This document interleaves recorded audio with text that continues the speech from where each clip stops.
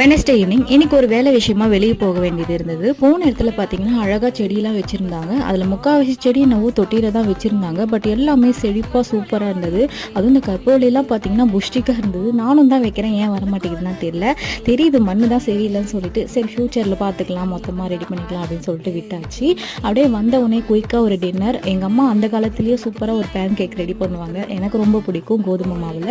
இதுக்கு வந்து கோதுமை மாவு, தேவையான அளவுக்கு சர்க்கரை, உங்களுக்கு இனிப்பு எந்த அளவுக்கு வேணுமோ அந்த அளவுக்கு சேர்த்துட்டு, கூடவே கொஞ்சமாக உப்பு, சர்க்கரை வந்து என்ஹான்ஸ் பண்ணுறதுக்காக, ஸ்வீட்னஸ்க்காக அதை சேர்த்துட்டு தேவையான அளவுக்கு தண்ணி ஊற்றி நம்மளோட தோசை மாவு கன்சிஸ்டன்சி அளவுக்கு நல்லா மிக்ஸ் பண்ணிக்கலாம். நம்ம கையிலே மிக்ஸ் பண்ணாலும் ஓகே, அது மாதிரி மிக்ஸில் அடிச்சுன்னா அந்த கட்டி தட்டு இல்லாமல் கொஞ்சம் ஈஸியாக வரும்.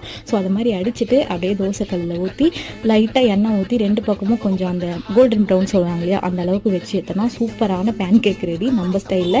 எனக்கு வாழைப்பழம் போட்டால் அவ்வளோவா பிடிக்காது, இந்த ஃப்ளேவர் செம்மையாக இருக்கும். கண்டிப்பாக ட்ரை பண்ணி பாருங்கள், சைட் டிஷ்ஷே தேவையில்லை.